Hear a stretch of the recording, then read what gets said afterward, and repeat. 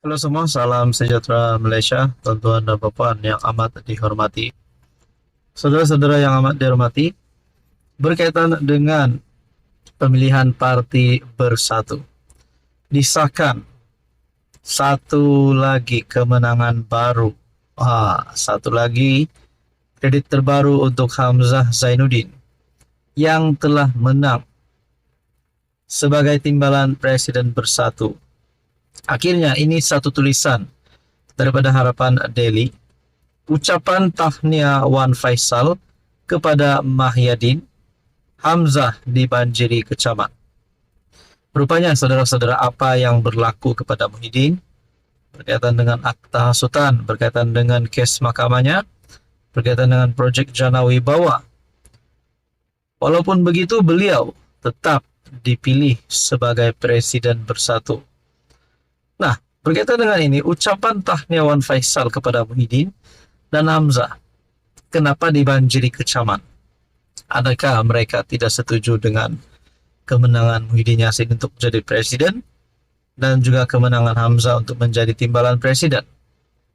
Nah, saudara-saudara, ucapan tahniah daripada Ketua Angkatan Bersatu Anak Muda ataupun Armada, Wan Ahmad Faisal, Wan Ahmad Kamal, kepada Presiden dan Timbalan Presiden Bersatu telah dibanjiri kecaman warganet. Rata-rata dilihat mempersoal pemilihan kata memenangi yang digunakan MP Macang berkenaan dalam ucapan tersebut. Saudara-saudara, saya ingin mencari nama Azmin Ali. Di manakah beliau berada? Apakah jawatan Azmin yang terkini di dalam Bersatu? Sila komen di bawah sekiranya Anda mendapat maklumat. Sekalung tahniah buat kedua-dua ayahanda kami, YB Tan Sri Muhyiddin Yassin dan YB Datuk Seri Hamzah Zainuddin, yang masing-masing telah memenangi jawatan presiden dan timbalan presiden buat Parti Pribumi Bersatu Malaysia bagi penggal seterusnya. Semoga dengan mandat dan amanah kepimpinan baru ini, Bersatu dan PN akan terus maju ke hadapan dalam usaha menegakkan yang makruf, memerangi yang mungkar, juga memenangi hati dan sokongan rakyat, seterusnya merangkul kemenangan besar dalam PRU16 akan datang. Pengguna X @TJ Real Joker antaranya secara sinis menasihatkan agar Wan Faisal yang juga ahli parlimen Macang untuk sebutlah betul-betul menang tanpa bertanding sebab dah susun, dah turun arahan dan sebagainya. Din kekal presiden, Hamzah naik ganti Peja, Peja turun jawatan, Azmin masuk longkang, tulisnya. Alamak, ini pasti satu berita duka cita untuk Azmin Ali. Rupanya ada yang berkata, Peja turun jawatan, Azmin masuk longkang. Paling tajam komentar daripada Boy Chan 1238.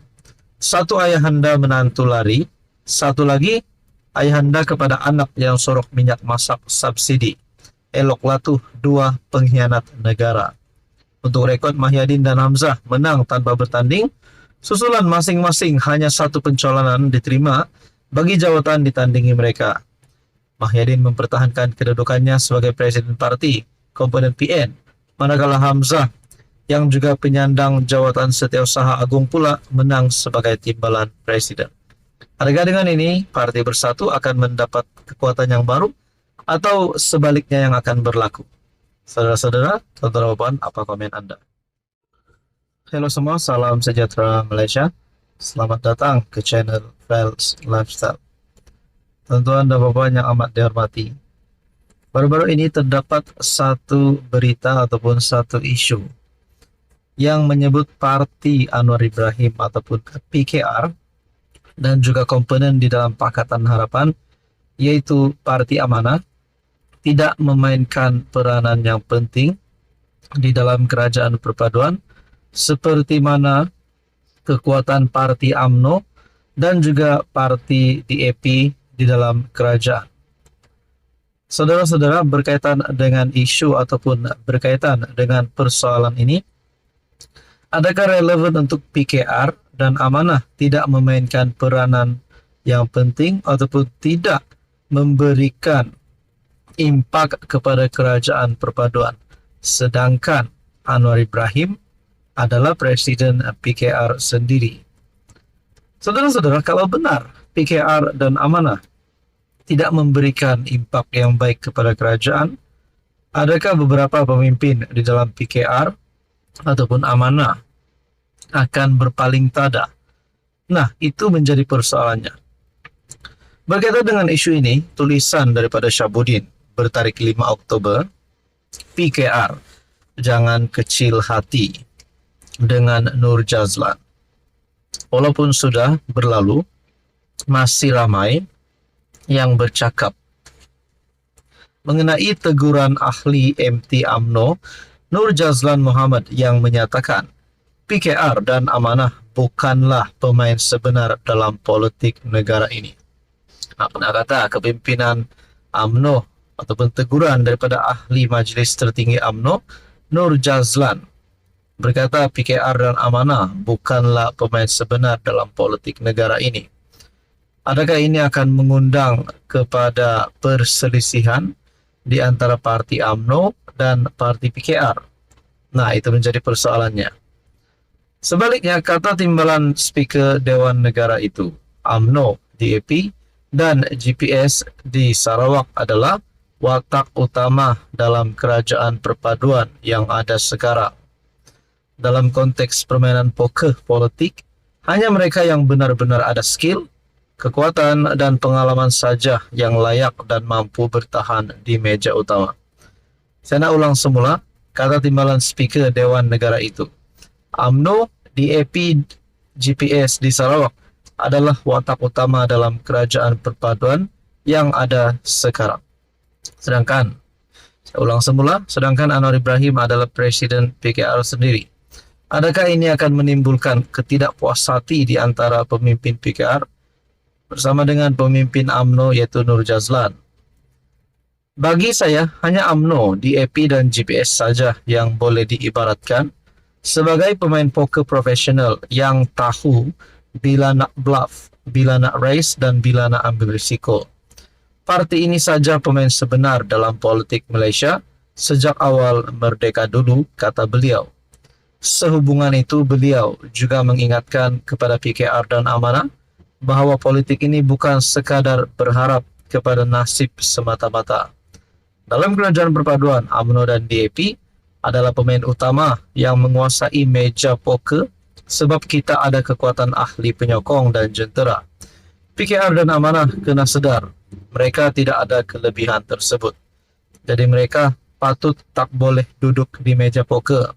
Biarlah saya cakap terus terang, bukan setakat dalam politik di nasional, di peringkat politik di Johor pun, PKR dan Amanah kurang layak duduk semeja main poker politik.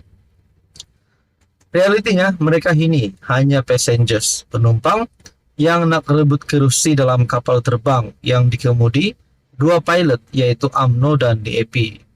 Khususnya kepada orang-orang PKR, tentu saja mereka tersinggung, melenting dan marah dengan apa yang dinyatakan Nur Jazlan kerana PM Anwar Ibrahim adalah daripada PKR. Tentulah sukar mereka menerima bahawa PKR bukan dianggap sebagai pemain utama sedangkan kerusi PM milik parti tersebut.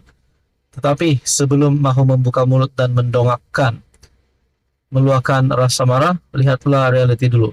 Tanpa UMNO, dapatkah Anwar jadi PM? Tanpa sokongan UMNO, mungkinkah datang sokongan daripada GPS? Sekali setelah terbentuk kerajaan perpaduan, lihatlah realiti sekali lagi. Bukankah yang paling mewah menuai buah kejayaan daripada ladang kerajaan ialah UMNO, DAP, dan GPS? Tidakkah semua ini menandakan ketiga-tiga parti itu merupakan pemain utama yang memang disedar oleh Anwar sendiri? Jadi saudara-saudara, di dalam tulisan ini berkata, UMNO dan GPS juga tidak mustahil akan bekerja sama semula dengan PN sebagaimana mereka pernah bekerja sama sebelum ini jika bersama PH tidak lagi menguntungkan mereka. Kata bijak pandai, tiada musuh yang kekal dan tiada kawan sejati dalam politik. Yang kekal selama-lamanya hanyalah kepentingan pribadi. PKR dalam hal ini kenalah sentiasa sedar dan ingat diri, kata Syahbudin. Saudara-saudara, di dalam politik apa saja pun boleh berlaku. Menurut Anda, apa komen Anda?